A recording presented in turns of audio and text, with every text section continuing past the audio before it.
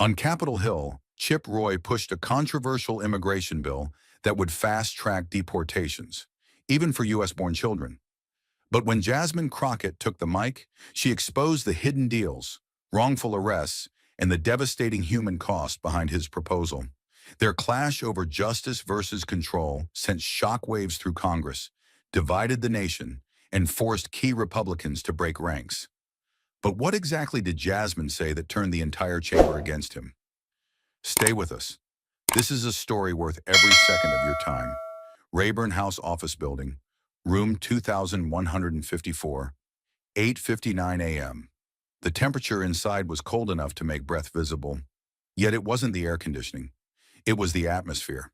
Cameras whirred, reporters scribbled, and the faint sound of boots echoed off the marble floor as the room reached full capacity. A digital clock on the wall blinked 9 o'clock. At that exact moment, Chip Roy leaned into his microphone. His voice, low and deliberate, cut through the silence like a blade. We are witnessing the collapse of Western civilization from within, not by war or weapon, but by willful neglect. Our borders are bleeding, our laws mocked, our people left vulnerable. We must act now. We must reclaim sovereignty. Applause erupted from his side of the aisle, a controlled political ovation. But at the other end of the horseshoe-shaped committee bench, Jasmine Crockett sat motionless. Her fingers tightened around a leather folder marked Case Files, Civilian Deportations, Texas. She didn't blink. She didn't clap. She just stared, laser-focused on Roy like a hunter studying prey that once had the power to kill her. She had been warned this morning, twice. Once by a senior Democrat who whispered, "Stay measured today, Jasmine. He's setting a trap." And once by her own chief of staff. You know they're going to make this about fear, not facts. Don't give them blood. But fear was a currency she no longer accepted, especially not from men like Chip Roy, whose version of patriotism left too many brown bodies behind fences and under blankets with ICE barcodes. Roy continued, emboldened now. It's not about race, it's about law. If you don't belong here, you go. He looked directly at Jasmine when he said it, as if daring her to rise. Instead, she leaned forward slowly, her breath steady, eyes sharp like flint. Beneath the desk, her left thumb pressed gently against a picture tucked inside her folder. A boy's face no older than 12, eyes swollen from crying. She knew this wasn't just a hearing. It was an ambush disguised as legislation. And she wasn't here to speak. She was here to strike. She didn't come to defend herself. She came to dismantle the myth that men like Chip Roy had built their careers upon. And as his voice echoed through the cold chamber, something inside her unlocked. Not fear, not anger, but memory. Chip Roy was raised in Dripping Springs, Texas, a place where the American flag flew from every porch, and the sheriff's badge carried more moral weight than scripture. His father was the law in that town, literally. The kind of man who said yes, sir, and no excuses, who taught his son that rules weren't up for debate. At the breakfast table, Roy learned that mercy was weakness, that structure saved nations, and that anyone who broke the rules, regardless of reason, was the enemy of order. Sundays were for church, but Mondays were for enforcement. He grew up believing that boundaries, geographic, moral, cultural, were sacred lines. Cross them, and you forfeited your right to belong. That belief didn't fade when he left for Washington. It calcified. Jasmine Crockett was born 100 miles east, but in another country altogether. South Dallas, where the buses came late, the supermarkets had padlocks on the baby formula, and ICE vans didn't knock. They stormed. She was 7 the first time she saw a raid. A man 2 doors down, Mr. Santos, was dragged out in front of his crying daughters. Jasmine clutched her mother's wrist as the agents ignored his Texas driver's license and his insistence that he was a legal resident. Wrong name, wrong day, one of them muttered. By the time the mistake was admitted, Mr. Santos was in a holding facility in El Paso.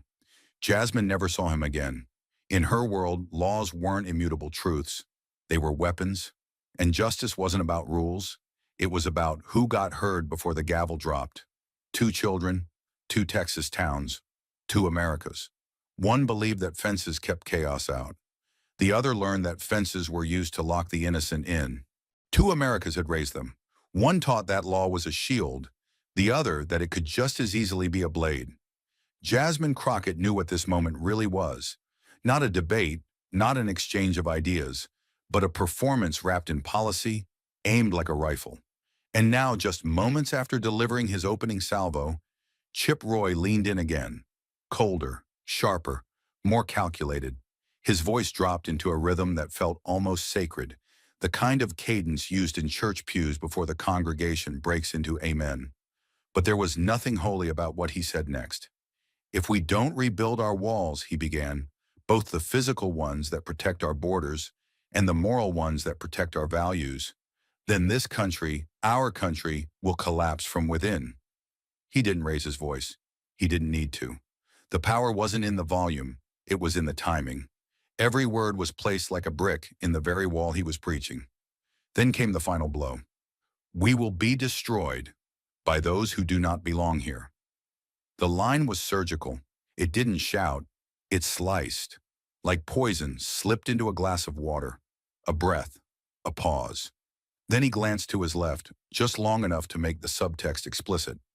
No one needed to guess who he meant. Jasmine Crockett, the black woman in a bright blazer, holding files of deported children, daring to sit in the room as if she belonged. The message was unmistakable. You are not the future I want to protect. You are the problem I want removed. Silence fell like a guillotine. It wasn't the silence of agreement or understanding. It was the kind that follows a slap heard across a courtroom. No gavel dropped, but the air cracked just the same. Lawmakers shifted in their seats, unsure whether to pretend they hadn't noticed the dog whistle or admit they heard the scream. A few staffers froze, eyes darting to their bosses. One aide quietly stepped back behind the curtain. Even the C-SPAN cameraman hesitated before zooming in on Jasmine's face. She didn't blink, didn't turn away, but something behind her stillness screamed, a tension pulling so tight across her spine, it might have snapped had she not taught herself, long ago, how to absorb attacks meant to erase her. She had heard these words before, not always this polished, but always this pointed. In a courtroom, on a bus, at a voting booth. The accusation was never spoken plainly. It didn't need to be. It lived in tone, in looks, in policies dressed as protection, and now it lived here, on the official record of the United States Congress. She could have stayed seated, could have stared at the grain of the desk, let the insult pass like so many before it, left unchallenged, softened by silence. That's what they were used to. That's what they counted on. Because in this room, when you're a black woman with a voice, every word is weighed like a threat and judged like a crime. But Jasmine Crockett didn't run for office to be polite. She didn't come to this chamber to be manageable. So when Chip Roy fired his shot disguised as statesmanship, she rose, not quickly, but with the gravity of someone carrying names on her back. The room shifted as her chair scraped the marble, softly but definitively, like a line being redrawn. She didn't look at Roy, not yet. She reached under the table with one steady hand and pulled out a thick binder, the kind of binder no one brings unless they intend to start a war with facts. It was worn at the spine, tabs in every shade of neon sticking out like battle flags. She had carried it through airports, elevators, late-night prep sessions in hotel rooms where no one slept. It wasn't just paper. It was proof. It was memory. It was the receipts for every life erased in the name of order.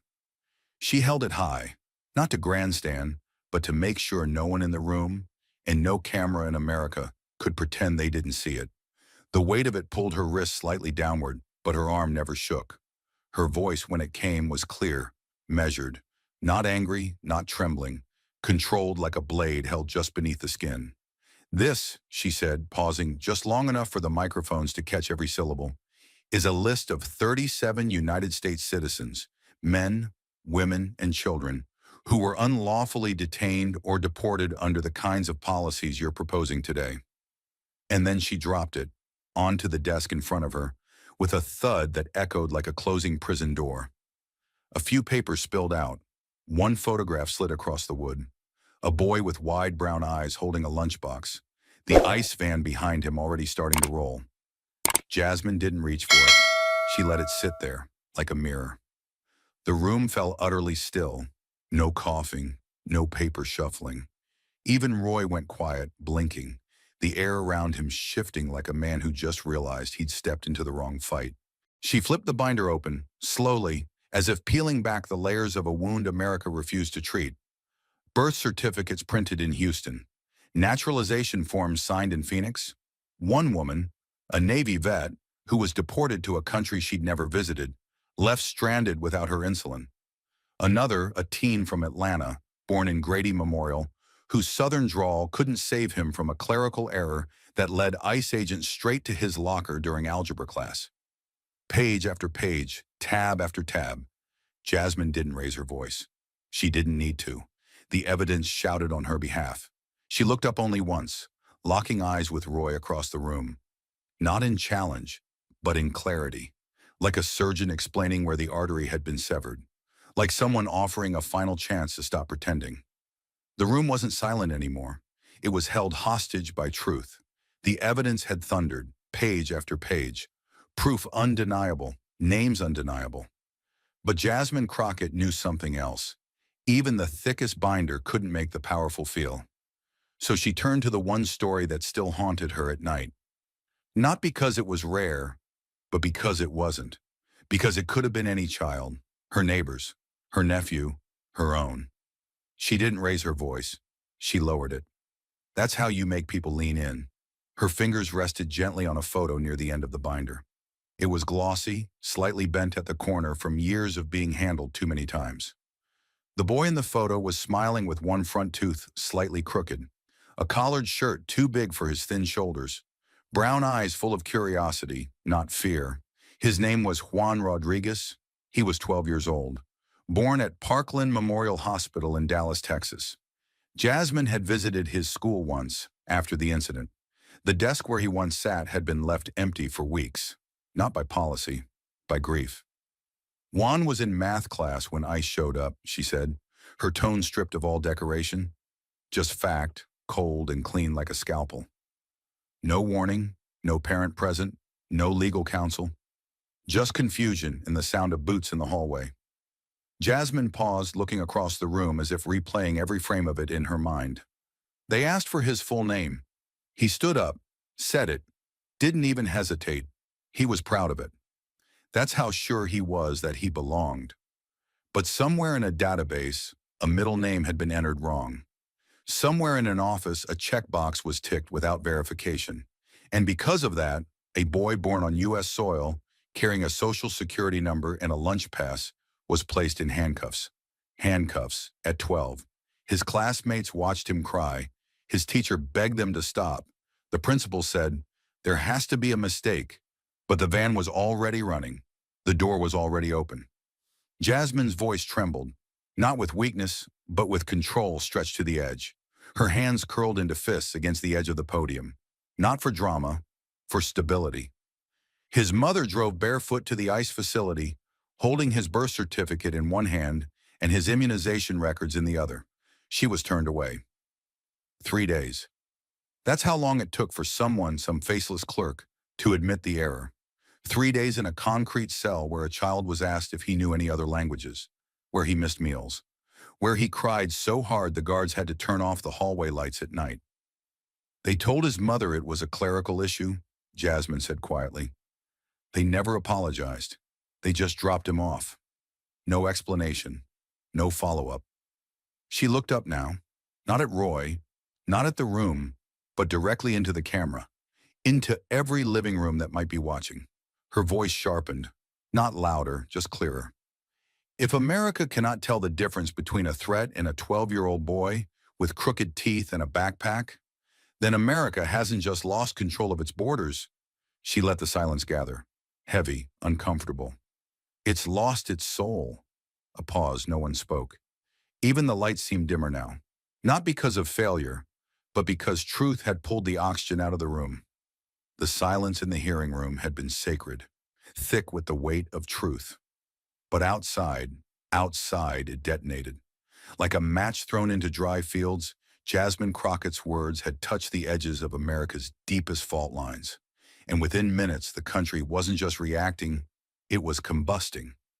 The echo of her voice hadn't yet faded from the marble walls of the Capitol when the first wave of distortion surged into motion.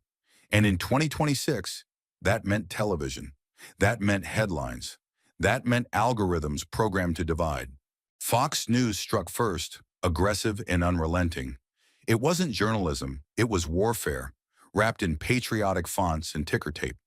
The headline wasn't a report, it was an accusation. Crockett defends illegals in explosive speech, accuses ICE of losing America's soul. Within the hour, their top host was slicing through her testimony like a butcher with a bone to grind. The segment began not with the image of Juan, not with the binder, not even with her calm voice, but with grainy footage of men running across a desert, police sirens wailing in the background, a helicopter circling overhead. Then came a still image of Jasmine, caught mid-sentence, her mouth open, her brow furrowed, frozen in a moment engineered to look unhinged. What we just saw in that hearing room, the host declared, was not compassion, it was weakness. It was treason wrapped in woke language. They didn't play the clip of Juan's story. They didn't mention he was born in Dallas. They just looped the final phrase again and again. America has lost its soul, and asked the audience, whose soul is she talking about? The implication was clear, not yours. Meanwhile, on the other side of the spectrum, MSNBC countered like a second front in a war with no ceasefire. Their Chiron flash blue and bold. Crockett stuns Congress with cold, unflinching truth. Binder of citizen deportations shakes Capitol. Instead of editing for rage, they played the silence, the stillness, the moments between her words. They zoomed in on the binder, the photo of Juan sliding across the table, the faces of lawmakers stunned into discomfort. Their segment ended not with commentary, but with her quote, "If America cannot protect its children, it has lost its soul." No host screamed, no music played, just the truth, and the sound of it cutting through a country that wasn't ready to hear it. And then came the tidal wave. Social media, the digital battlefield, the place where truth dies, lives, and multiplies, depending on who clicks faster. Within 2 hours, Secure the Border began trending, fast, hard, brutal. Right-wing influencers shared out-of-context clips, turning Jasmine's speech into a Rorschach test for every fear-based talking point in the playbook. Edited videos accused her of inviting criminals. One meme showed her face photoshopped next to graffiti-covered walls and broken fences. The caption, "She wants open borders. She wants chaos. She wants your neighborhood next." The replies were venom. Some called for her resignation. Others called for her arrest. A few demanded worse. And yet, through that wildfire of distortion, a countercurrent broke through, and it was human. Raw. Real. It started quietly. A single tweet. A teacher in El Paso. A name. A photo. A memory. "My name is Lilia. I teach 4th grade. ICE came for my student's father at 4 a.m. Jasmine Crockett is not defending criminals. She's defending my classroom. We are one." That one tweet lit a fuse. Then came another, and another. "I fought in Afghanistan. Came home and my wife had a deportation order. She was born in Laredo. Her name was spelled wrong. We spent 2 years fixing it. I am a veteran. She is Juan. I was born in Fresno. My brother was detained because someone forgot to enter his birth certificate into the right system. He was 16. Jasmine Crockett is not the problem. The system is." By midnight, We Are Juan had gone global, trending not just across the United States, but in Canada, Mexico, the UK, and Brazil. Celebrities joined in. Teachers posted photos of empty desks. Nurses shared stories of patients lost to deportation delays. Veterans shared folded flags and broken families. Thousands of posts, millions of views. A wave not of outrage, but of grief. Collective, generational grief finally given a name. But with visibility came consequence. Inside the Capitol, Jasmine's office was under siege, not by protesters but by silence. Staffers whispered, phone lines blinked red. Her inbox overflowed. The messages were half gratitude, half warning. One read, "You made us proud." Another, "They're coming for you next." One simply included a photo of her family home in South Dallas, taken less than an hour ago. She didn't flinch. She read them all. Every word, every threat, every thank you. Every story from strangers who had finally seen themselves reflected in power. Not erased, not ignored. Seen. In the corner of her desk, the binder sat open to Juan's page. His eyes, bright, unblinking, stared back at her. She placed her hand over the photo and closed the file, not gently but deliberately. Then she sat down again, shoulders straight, back aligned like a fighter bracing for round two. Because the storm wasn't coming. It was already here. The storm was already here, and Jasmine Crockett was standing in its eye. The headlines raged. The hashtags churned. The threats came in steady pulses, like a drumbeat of resistance from the systems she dared to challenge. But amidst the chaos, it wasn't a journalist or lawmaker who reached her next. It was a mother. A quiet call routed through 3 ICE extension lines and a borrowed phone in a holding facility outside Laredo. The voice was shaking, but not from fear, from exhaustion, from holding on too long to something too fragile. Hope. "Congresswoman Crockett?" "Yes. This is Mariana Rodriguez, Juan's mother." Jasmine didn't speak. She couldn't. Her throat locked as the weight of the name hit her like a second gavel. On the other end, Mariana didn't wait for permission. "They moved us again last night. They say I can't have a lawyer. I'm not even sure what city I'm in anymore. My son, he cries when he thinks I can't hear him." "I've seen the footage," Jasmine whispered. "I told his story." "I know," Mariana replied. "That's why I called. You're the last one who hasn't looked away. You're the only one they still listen to. You're our last hope. Please, don't let them erase us." The call cut out. No goodbye. No thank you. Just static, then silence. Jasmine stared at the phone, her knuckles white around it as if clenching hard enough might somehow pull Mariana back through the line. The room around her buzzed with screens, alerts, staff chatter, but all she could hear was that voice. Don't let them erase us. By morning, she'd made up her mind. Jasmine Crockett didn't wait for clearance. She didn't ask for permission. She booked a flight, called no press, and headed straight for the border herself. Her staff tried to stop her, arguing safety, optics, protocol, but she waved them off. "This isn't about politics anymore," she said. "It's about ghosts. And I don't answer to ghosts. I face them." The plane ride to South Texas was quiet, but her mind wasn't. Every second ticked like a fuse. Her phone vibrated nonstop. Warnings from DHS, emails from party leadership. 3 voicemails from people who wanted her to reconsider for strategic reasons. But it was too late. The binder was packed in her carry-on. The names were in her bloodstream now. The lies were too loud to ignore. She landed in McAllen under heavy cloud cover, the sky as gray as the mood on the ground. A staffer from the local congressman's office met her at the gate, visibly nervous.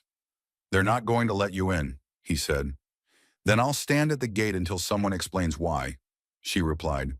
"There have been threats." "Let them come," she said. "I've been threatened before. I'm still standing."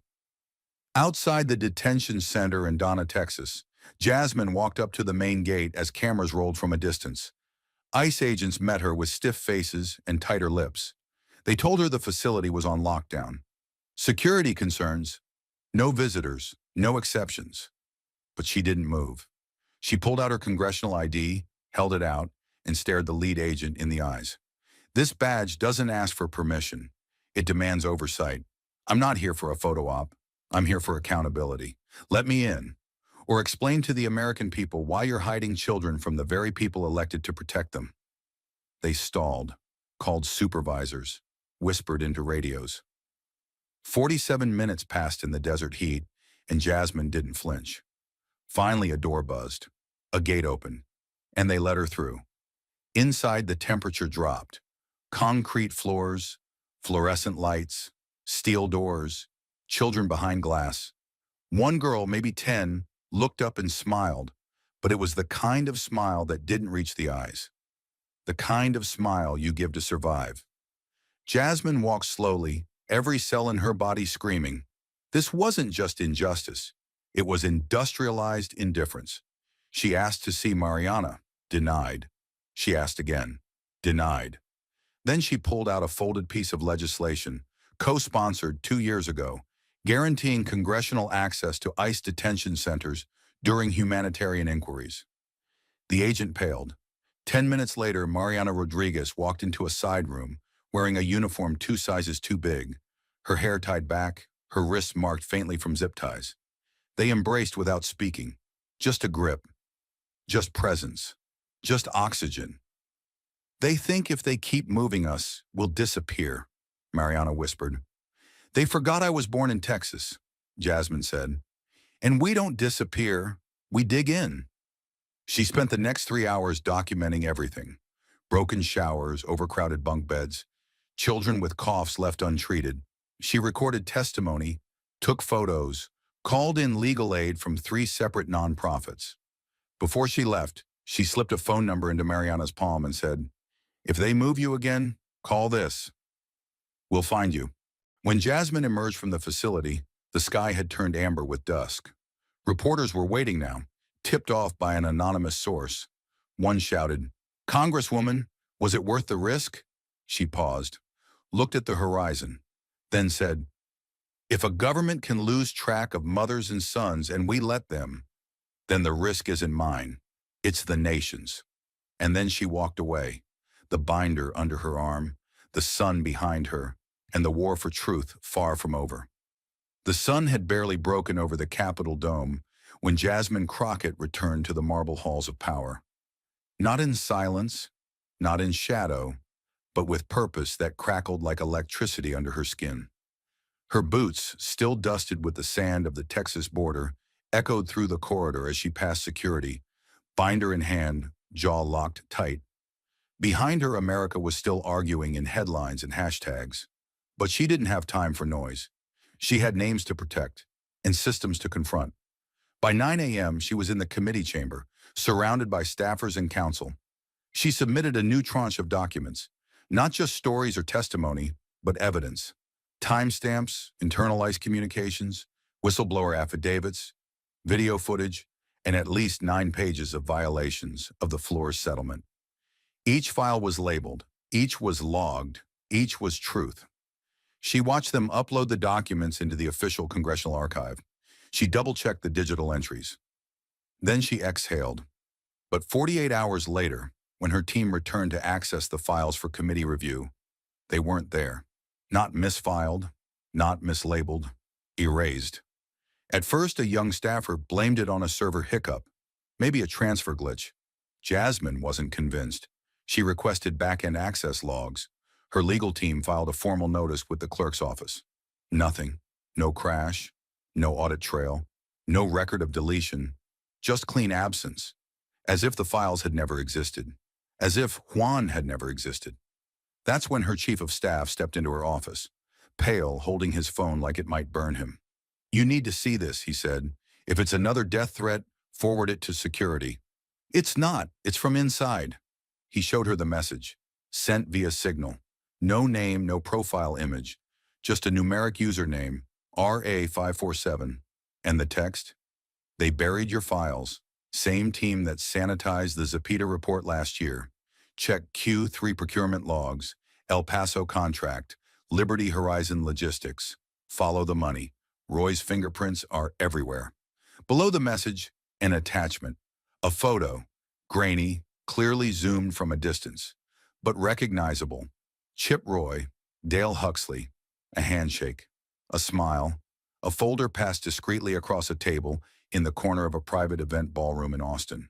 No press, no oversight, just leather chairs, whiskey glasses, and 7-figure deals. Jasmine's blood ran cold. Dale Huxley wasn't just anyone. He was the CEO of Liberty Horizon, a private deportation contractor whose profits had tripled in a year, thanks to emergency border protocols. And just 3 days after Roy filed his 72-hour Border Security Act, Liberty Horizon had landed a $91 million no-bid contract to expand their fast removal network across 3 states. Jasmine checked the date, The handshake in the photo, 2 weeks before Roy ever introduced the bill. She stared at the screen, heartbeat in her ears. This wasn't just ugly, it was criminal. Roy wasn't defending the border, he was monetizing it, turning human suffering into spreadsheets, turning fear into invoices. Children became quotas, mothers became units, and every deportation processed through Liberty Horizon earned the company, and by extension, its backers, another cut of taxpayer cash. The next morning, Jasmine didn't walk into the hearing room. She stormed into it. Her hair was tied back, her binder twice as thick, and her tone was not of a representative, but a prosecutor. She didn't ask the committee for time. She took it. She stood before the microphone, eyes locked on Roy, who sat rigid, smirking faintly like a man who still believed the machine around him would hold. "Before I begin," she said, voice even, "I want the following entered into the congressional record."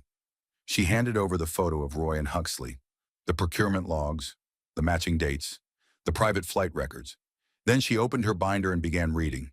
Not stories this time, but contracts, line by line. Page 7, line 34, payment adjustment clause for expedited removal. Page 9, line 12, $4,200 per detainee processed within a 72-hour window. Page 11, line 8, bonus multiplier for units under 18 years of age. Gas rippled through the chamber. Even seasoned aides looked away. Someone dropped a pen, but Jasmine didn't pause. "This isn't immigration enforcement," she said. "This is commodification. This is a business model built on trauma, and this bill is its delivery system." Roy shifted, trying to respond, but Jasmine stepped closer, binder still open, voice sharp and clear like steel through smoke. "You told this nation we were under invasion, but you never said who the invaders really were. They're not at the border, they're at the bank. And you," she pointed now, unshaking, "are their sales rep." Silence. For the first time, Chip Roy didn't speak. He didn't smirk. He didn't blink. Because he knew. She had found the pressure point. She had turned the story. And this was no longer a debate. It was an indictment. She had turned the story. But Jasmine Crockett knew stories alone wouldn't be enough. Not here. Not in a chamber that still wrapped cruelty in procedure and silence in patriotism. The contracts were damning. The evidence was airtight. But corruption has a way of surviving even when cornered, unless you force the room to feel what the numbers hide. And so, in the final hearing, she did something no one expected. She didn't speak first. She pressed play. The lights dimmed in room 2154. Screens flickered on, and for the first time, the faces behind the policies were no longer hypothetical. They had names. They had tears. They had screams. The video was raw, unfiltered body cam footage obtained through a whistleblower from within ICE. Timestamp, 10:37 a.m. Location, Dallas, Texas. Subject, Juan Rodriguez, age 12. The first few seconds were shaky. The camera moved down a hallway lined with brightly colored lockers and backpacks. Children's voices echoed in the distance. Then came the classroom door, swung open without knocking. An ICE agent stepped inside. The teacher froze mid-sentence, her hands raised instinctively. Then came Juan's voice, soft and confused. "Am I in trouble?" An officer responded, muffled, procedural. Juan looked to his teacher. She took a step forward, but was blocked. Then the crying began. First Juan, then the students around him. "I was born here," he said through sobs. "My little brother is in lunchroom. He's waiting for me."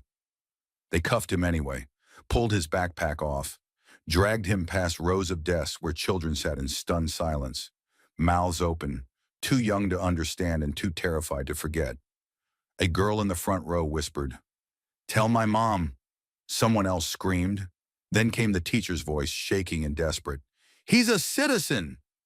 "I have his file. Just wait, please." But the agents never stopped moving.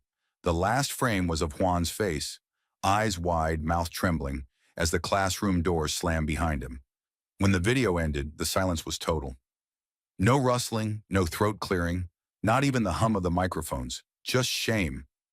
Roy shifted in his seat, clearly rattled. His hand gripped the edge of the table, and then, predictably, he tried to spin it. We don't make policy from emotional outbursts, he said, his voice low, defensive. This is tragic, yes, but it's the consequence of an overwhelmed system. We're here to uphold the law, and sometimes the law means making hard choices. We are protecting the rule of law. Jasmine snapped her head toward him, eyes blazing. She didn't rise from her chair. She launched from it. Her body shook with the force of everything she'd been holding back for weeks. The grief, the exhaustion, the righteous fury of a woman watching her country trade compassion for contracts. What law punishes a child for being born here? She shouted, her voice cracking with power. What statute says you can drag a boy out of class while his teacher begs for mercy? What section, what clause, what godforsaken paragraph says we can deport a child's sense of safety so a corporation can cash a check? The room was stunned. Jasmine turned, pointing at the video screen still frozen on Juan's face. Is that the America you think you're protecting? She said, her voice rising with every word. Because I'll tell you what I see. A government that's forgotten its own children. A law that's become so blind it can't even recognize its own citizens. And a man sitting across from me, she pointed now directly at Roy, who calls himself a patriot while selling this country's soul one deportation at a time. Roy tried to interrupt, but the chair struck the gavel. Congresswoman Crockett has the floor. She continued, softer now, but every syllable more lethal than before. I sat with Juan's mother. I saw the marks on her wrist from the zip ties. I listened as she told me how ICE moved her from facility to facility like a pawn on a broken chessboard. And when I asked her why she hadn't given up, why she hadn't stopped fighting, do you know what she said? She paused. The silence leaned forward. She said, because he still believes someone will come for him. He still believes America is better than this. Jasmine stared around the room, daring anyone to look away. If we cannot protect a boy who raised his hand in class instead of running, if we cannot pause long enough to ask whether he belongs before we shatter his world, then we have already failed. Not as Democrats, not as Republicans, but as humans. And then she delivered the line that broke the chamber open. You say you're protecting law. I ask you, what law ever gave you the right to deport humanity? Because if that's what law has become, then maybe law isn't the thing that needs protecting. Maybe it's the people. For a full minute, no one spoke. Roy sat stone still. A Republican aide quietly slid a notepad into a briefcase. One member of the committee turned their face to the wall, and in the gallery above, someone finally whispered, barely audible, but picked up on every hot mic in the room. She's right. Because in that moment, the truth was no longer rhetorical. It had a face, a name, a cry that echoed down school hallways and across a nation now forced to confront what it had become. And Jasmine Crockett? She didn't sit down. She stood in silence, binder still clutched to her chest as if guarding the names inside like the Constitution itself. Because maybe, in that moment, she was. The echo of Jasmine's final words still pulsed through the marble bones of the Capitol like an aftershock. She had pierced something deeper than law, the myth of moral neutrality, the illusion that policy could be cruelty in disguise without consequence. But now came the vote, and in that moment, the room shifted, not loudly, not dramatically, but with the still precision of something ancient cracking. It started with subtle glances, chair turns, shoulder leans. A few Republicans, the quiet kind, the rarely quoted, shifted in their seats as if the weight of the vote suddenly felt heavier. Representative Alan Mendez from Arizona looked down at the desk, then at the still image of Juan's tear-streaked face frozen on the monitors. His jaw tightened. A man who had campaigned on border toughness, now unable to raise his voice to defend a law that hurt children more efficiently than it helped citizens. Across the aisle, Representative Cole from Utah, usually first to echo the hardline rhetoric, sat rigid and silent. He didn't turn to look at Roy. He didn't need to. His silence said what no speech could. Not this time. The clerk began the roll call. One by one, names were read. Votes dropped into the record like stones in a well. Mendez, no. Cole, no. Rogers, number. Hernandez, no. And then came the final count. On H.R. 794, the 72-hour Border Security Act. The tally stands: 210 ayes, 218 nays. A pause. The motion fails. The bill is rejected. There was no cheer, no ovation, just an eerie stillness, like the moment after a storm when everything is quiet because the damage is still being measured. Jasmine Crockett didn't move. She didn't raise her fists or turn to smile at the cameras. She just stood perfectly still, eyes locked on the far wall, as if she could see through the layers of drywall and marble to the detention centers across the country, still filled with voices that hadn't been heard. She had won, but it didn't feel like victory. Not when children were still curled under silver blankets in concrete rooms. Not when mothers still memorized legal codes by flashlight. Not when Roy would walk out of that chamber and spin the loss as procedural rather than moral. Reporters surged into the corridor within minutes. Microphones pushed forward. Congresswoman Crockett, how does it feel to defeat the most aggressive immigration bill in 10 years? Do you think this signals a shift in Republican ranks? What changed their minds? Was it the video? Was it you? She didn't answer. She didn't need to. The silence following her footsteps spoke louder than any headline. Down the hall, Roy was already speaking to the press, eyes cold, mouth taut. "This isn't over," he said. "We lost the vote, not the argument. The American people want security." But even as he spoke, cameras caught him turning away when asked about the Liberty Horizon contract. The wall around him, once so solid, was showing its cracks. By 8 p.m., every major network had given the moment a name: the Crockett reversal. CNN opened with it. MSNBC called it a tectonic shift in moral clarity. Even conservative outlets had no choice but to acknowledge the reality. 6 Republican defections, unprecedented in a committee historically united on border enforcement. The New York Times headline read, "The day the border narrative broke, how one video changed 6 votes." But the phrase that stuck, the one that trended, echoed, and lodged itself into the public consciousness, was born in a single tweet from a high school civics teacher in Chicago. This wasn't just a vote. It was the moment Congress remembered it had a soul. Crockett reversal. It went viral in minutes. Soon it was on protest signs, classroom bulletin boards, digital banners. A moment branded not in policy, but in principle. But Jasmine? She wasn't watching. She sat alone in her office well past midnight. The rotunda was quiet. Washington had gone to sleep. The overhead light hummed as she scrolled through messages on her phone. Hundreds, thousands. One from a nurse in El Paso who had treated a girl denied antibiotics while in ICE custody. Another from a pastor in Florida whose nephew had been detained at age 11. Then came the photo. Juan standing beside his mother. He was back home, dressed in a school uniform, his hair neatly combed, a shy smile stretching across his face, but his eyes still guarded, as if he knew too much for 12. The caption underneath, sent from an encrypted nonprofit account, read, "He went back to class today." His teacher saved his seat. Jasmine stared at the screen for a long time. Her chest tightened, not from pride, not from relief, from the aching knowledge that this was the exception, when it should have been the rule. She stood and crossed the room to her window. Below, the Capitol lawn glowed under soft lamps, deceptively peaceful. Behind her, the binder still sat on her desk, open to the last page. 37 names, 37 errors, 37 lives that had proved one central truth. Laws can fail, systems can lie, but one voice, when backed by truth, can change the direction of a nation. No, she didn't feel joy. She felt responsibility, because the bill was dead, but the machine that built it was very much alive, and it would come again. Different name, different face, same cruelty. But this time, America had seen the footage, heard the scream, watched the boy vanish from the classroom. This time, the silence wouldn't save anyone. And Jasmine Crockett, she wasn't done fighting.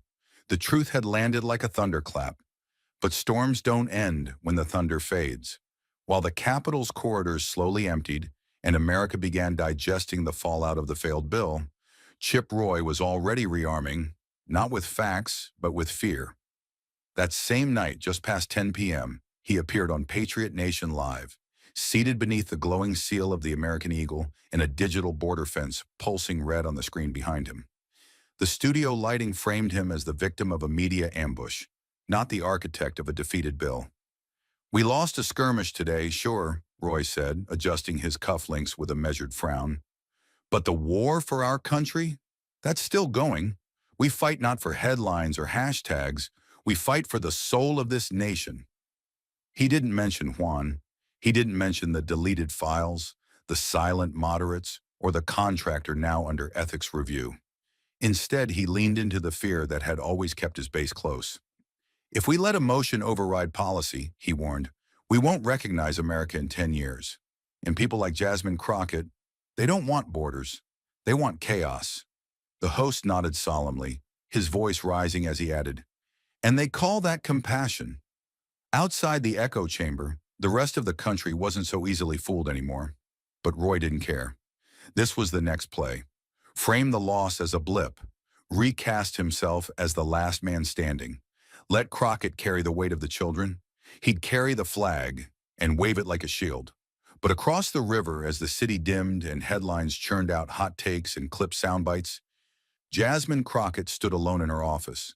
The only light coming from the desk lamp and the soft, pulsing standby light on the camera her team had left behind. She didn't sit immediately. She walked, slowly, methodically. She unbuttoned her blazer, poured herself a glass of water, then reached for the small cream envelope lying untouched since morning. It was addressed in delicate handwriting, Mariana's. She opened it gently, as if the paper were sacred. Inside, a single note. "Thank you for not forgetting Juan. Thank you for speaking when I couldn't. You reminded him and me that he matters, that we matter. I will never forget it. You are the America I still believe in. May God keep you safe. Mariana." Jasmine didn't cry. She rarely did, but her hand lingered over the ink, tracing the curve of each letter. A mother's thanks, a child's safety, a war that hadn't ended, but had paused long enough for one boy to sleep without fear. She placed the letter carefully next to the open binder, where Juan's name still sat on page 1, circled in red. She sat, not heavily, not like someone seeking rest, but like someone settling in for the next round. Then slowly, she turned to face the camera her staff had quietly prepared, should she choose to speak. The red light blinked on. The silence was complete. No one else in the building. No distractions. Just a woman, a camera, and a nation she refused to give up on. "There are those who say I won today," she began, her voice low and steady, "that I reversed the outcome, that I outmaneuvered, out-argued, outshouted. They'll put my name on headlines, twist my words into slogans, and edit my speeches into clips. But I'm not here for a viral moment. I'm here because children cry in classrooms, and the law doesn't listen." She paused, not to gather herself, but to let the weight settle. She leaned forward. "Let me be clear, this isn't over. They'll write new bills, new names, new lies dressed as legislation. They'll try again and again, because that's what systems of power do when truth exposes them. But I'm not afraid of that." Her hand tapped the table once, firm. "If they build walls, I will learn to climb. If they lock doors, I will become the key. If they silence one voice, I will carry 10 more with me. That's not poetry. That's not politics. That is my oath." She exhaled, and for a long moment looked past the camera, as if speaking directly to every mother like Mariana, every child like Juan, every staffer who deleted a file in secret to keep a conscience intact. "They can call me whatever they want, radical, angry, unprofessional, but let history record this. I stood between power and the people it forgot, and I will do it again." The red light blinked off. She rose, walked to the window. Outside, the Capitol loomed in silence, the pillars pale against the night sky. She didn't reach for her coat. She didn't need to, because she wasn't leaving the fight. She was just getting started. The camera's red light had barely cooled when the deeper question punched through the hush of Jasmine's office. What do we do with a victory that still tastes like loss? That single thought threads every beat of the story's aftermath, refusing to fade, and it is the spark from which the human lesson ignites. Below the polished corridors and midnight speeches, Beneath the noise of pundits rearming for the next clash, the truth hammers out a pulse. Justice is never a moment, it is muscle, one that must be flexed every day or withers into memory. Jasmine's stand is proof that the law, when weaponized by profit and fear, will contort its own definitions until innocence becomes burdensome cargo. Yet her stand is also proof that one voice, when fused with evidence and empathy, can pry open a chamber sealed by decades of practiced indifference. The lesson begins right there, in the stillness between battles. Progress is not a trophy, it is a responsibility. And in that responsibility lies the map for the rest of us. Nothing about Juan's liberation rescues the nameless thousands still sitting in neon-lit cages tonight, but it rips away the pretense that those cages are invisible. Once a single pair of eyes recognizes the bars, everyone else is forced to decide whether to ignore them or break them. The first human lesson, then, is mercilessly simple. Silence and complicity are twins, and the cost of feeding them is paid by someone poorer, younger, and less protected than ourselves. Listen closer, and a second lesson roars beneath the headlines. Pain is the most persuasive teacher, but only if we refuse to look away. Jasmine weaponized discomfort, thrusting Juan's cries onto screens that normally show sanitized charts and polite sparring. That tactic did more than sway a vote. It reminded a complacent nation that policy is never abstract. Somewhere, a 12-year-old boy learned how handcuffs bite into skin because an algorithm mistagged his family, and that moment shattered the polite veneer shielding a lucrative deportation pipeline. The footage forced legislators to witness the collision of their rhetoric with a child's reality, and in the friction between those worlds, moral clarity finally combusted. This is the pulse the story wires into our veins. Empathy is not passive feeling. It is active resistance against the numbing drip of statistics and sound bites. We learn that outrage without follow-through is entertainment, but outrage wedded to action is reform's raw material. It warns future lawmakers that every data point can become a face, every loophole a set of cuffs, and every contract a confession under bright lights if an honest witness decides to press play. In that sense, the story teaches us that transparency, once triggered, is viral. It can launch viral hashtags, yes, but also viral accountability spirals that no spin room can fully choke. Yet the lesson widens beyond empathy into the realm of structural courage. Systems are engineered to survive exposure, so justice must be engineered to stay relentless. The deletion of Jasmine's files wasn't a glitch, but a reflex, proof that corruption adapts the moment it feels sunlight. She answered that reflex not with a single speech, but with redundancies, multiple copies, whistleblowers, contracts printed on paper that no keystroke could erase. Her strategy instructs every citizen who wonders how to confront entrenched power. Build layers of verification, cultivate alliances inside and outside the system, and anticipate sabotage as the first reply, not the last resort. The binder becomes a parable, a physical reminder that truth, when embodied, is harder to delete, and that watchdogs must carry redundant keys to every door they intend to open.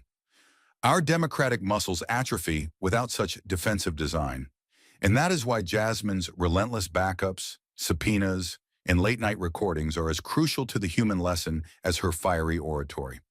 They say, do not trust the machine to police itself, program your own alarms, duplicate your own records, and when the servers mysteriously crash, arrive with the receipts. From that structural courage flows a fourth revelation. Villains often wear suits of legitimacy, and heroes must master the same terrain without surrendering their soul. Roy cloaked profiteering in patriotic diction, a disguise that functions precisely because it sounds familiar, nostalgic, safe. Jasmine countered by inhabiting the same official podium, yet refusing its anesthetic cadence, flooding the chamber with urgency instead. Her tactic teaches that reform cannot retreat from institutions. It must storm them, commandeer their microphones, and inject truth at maximum volume before cynicism reclaims the narrative. The classroom video punctured Roy's performance because it redefined credibility. Suddenly the child, not the congressman, occupied the moral high ground, and authenticity changed sides overnight. The lesson for every observer is blunt. Do not underestimate the stage, seize it. Weaponize its rules for transparency, force its lights to reveal the bruises it was designed to ignore, and keep talking until the walls themselves hesitate to echo a lie. A fifth insight, quieter but no less fierce, emerges in Jasmine's oath about climbing walls and forging keys. Hope is an action plan, not a sentiment. Her words are not aspirational fluff. They are logistical commitments, blueprints for infiltration against injustice's next evolution. She names no expiration date because corruption drafts new contracts, new bills, new dog whistles the moment cameras swivel away. Thus, the story's human lesson insists that resilience must be pre-programmed into our activism. We must already be designing ladders while they pour concrete for the next barrier. In practical terms, that means funding legal aid before the next sweep, training volunteers to document raids in real time, and building data coalitions that can survive mass deletion attempts. Hope, in this doctrine, is a renewable resource only if maintained by deliberate labor, files scanned, evidence archived, alliances nourished. If we treat hope as a mood, it will flicker out with the next headline. If we treat it as infrastructure, it will outlast every cycle of backlash. Threaded through these lessons is an indictment of neutrality. To stand in the middle of injustice is to side with the machinery of harm. The moderate Republicans who flip their vote provide a brutally clear contrast. Moral awakening is possible, but it demands a surrender of comfort, a public break with the choir that once applauded you. Their defection hints at a larger truth. Complicity is a habit, not destiny, and habits can be broken if confronted with irrefutable conscience shock. For ordinary viewers, this means there is no refuge in both sides' commentary once a child is cuffed for a clerical typo. Jasmine's challenge, "What law deports humanity?" burns away the rhetorical fog, revealing a binary moral field. Either you protect children or you protect the systems that cage them. The story tattoos on our cultural memory that neutrality is an illusion, drawn by those who never risk the consequences of policy. Another lesson, forged in the mother's letter, is the transformative power of witness. Recognition itself can be salvation. Mariana's handwritten thanks reminds us that many injustices persist because victims vanish into statistical oblivion. To be seen, even once, can anchor a life drifting toward despair. When Jasmine held that letter, she confirmed a covenant between citizen and representative, one where emotional labor and legislative power fuse to keep democracy breathing. For educators, journalists, or any bystander, the takeaway is luminous. The act of listening, documenting, and amplifying stories from the margins is not charity. It is civic CPR, restarting the heart of a republic that periodically flatlines under bureaucratic weight. Driving deeper, we confront a seventh revelation. Systems fear exposure, but fear organized empathy more. Hashtags alone can fade, but hashtags coupled with networks of lawyers, teachers, veterans, and faith leaders shift votes and budgets. Where Juan mutated from a digital chant into a grassroots clearinghouse for hotline numbers, pro bono councils, and translation services. That pivot demonstrates a blueprint. Social media must leap from outrage to infrastructure within days, or risk draining public energy into the void of performative concern. The story instructs activists to treat every viral moment as a seedbed for tangible support structures. Only then does compassion graduate into collective muscle, capable of pushing policy off its destructive rails. There is also a vital warning embedded in Roy's televised declaration, a reminder that defeated ideologies rarely die. They rebrand and reload. He reframed failure as martyrdom, painting due process as weakness, and that rhetorical alchemy teaches us that vigilance must surpass celebration. The lesson for citizens is to monitor spin cycles with the same rigor reserved for legislative drafts. Pay attention to the language pivot, the reissued talking points, the sudden surge of fear-baiting advertisements. A system that profits from suffering invests heavily in its own resurrection, and that means defenders of human dignity must maintain archives, timelines, and fact sheets ready to debunk the reanimated myths before they regain traction. Central to every preceding insight is the unflinching acknowledgement that the burden of proof in unjust systems always rests on the oppressed. Jasmine's binder functioned as an antidote to skepticism, anticipating every doubt, every but, every hypothetical justification. That burden is exhausting, unfair, and real, and the lesson is twofold. Allies must shoulder part of that evidentiary weight, funding research, collecting testimonies, preserving digital trails, and institutions must reform rules so truth need not carry a brick of documentation to be believed. Until that reform arrives, every advocate must prepare to overprove what should be self-evident, lest apathy find an escape hatch. Finally, the story delivers an existential directive. Democracy is a living organism that atrophies without discomfort. Jasmine injected discomfort straight into the bloodstream of Congress, short-circuiting the autopilot of partisan choreography, and in that jolt, the body politic remembered its nerve endings. The human lesson is that we must welcome such discomfort as a vital sign. If laws are passed effortlessly at the expense of unseen lives, something is catastrophically wrong. Citizens must cultivate a taste for inconvenient truths, for restless nights reading committee reports, for calling representatives not just after a scandal, but before the vote is cast. Discomfort, harnessed correctly, is not chaos. It is preventive medicine against democratic decay. In the end, the human lesson of Jasmine Crockett's fight threads through every heartbeat of the narrative. Justice is craftsmanship, empathy is fuel, courage is architecture, and hope is the tool belt you never set down. Walls will rise again, doors will slam, files will vanish, and cameras will turn away. But each time the blueprint remains. Climb, unlock, duplicate, reveal. And behind every single maneuver lies the core commandment whispered by a freed boy's cautious smile. Never let them erase the names. But a lesson is only a warning shot unless someone loads it into action. And that's the moment we step from story into history. The camera is off, the headlines scroll, and now the spotlight swings to you, the watcher who cannot unsee a 12-year-old in cuffs. So breathe once, let the fury settle, and convert that pulse into movement. Pick up your phone and dial your representative before tomorrow's vote docket opens. Flood their inbox with Juan's name. Make them taste the cost of quiet. Every voicemail is a crack in the facade.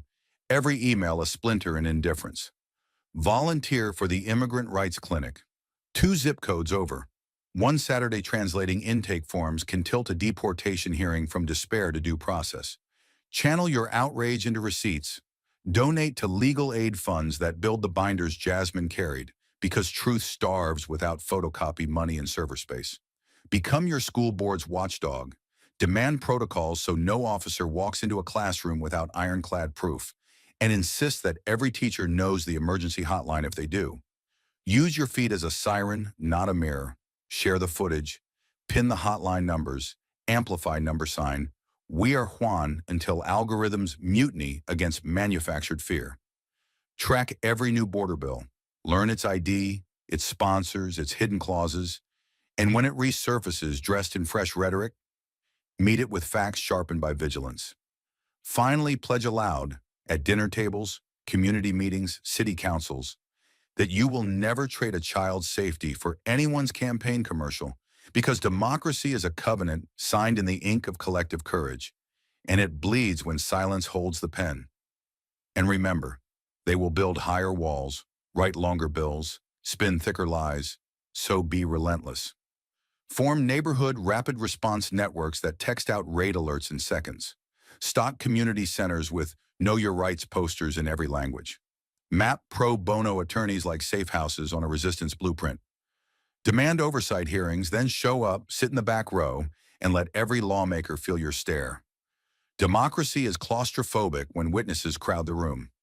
Teach your children that patriotism means defending the vulnerable, not applauding authority, and that one good question can disarm a bad law before the vote is cast.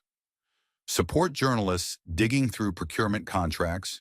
Subscribe, share, defend them when power snarls. Because light starves corruption faster than outrage alone. Refuse neutrality at family gatherings and board meetings alike. Call a cage even when it is wrapped in red, white, blue rhetoric. and watch how fast euphemisms wither under plain speech. If a friend shrugs and says the system is too big, hand them the story of one mother's letter, one binder, one flip vote, proof that persistence scales. And when exhaustion whispers that the fight is endless, answer with Jasmine's creed. If they build higher walls, you climb. If they weld the locks, you forge keys. If they try to erase a name, you write it larger, louder, and everywhere, until the ledger of justice matches the ledger of humanity. Thank you for watching until this moment, and for standing with us on this journey for justice. Your support means everything. Like, subscribe, and turn on notifications so you never miss what's next. And we'd love to hear your thoughts. Leave a comment below and let us know what moved you most in this story. Together, our voices make a difference.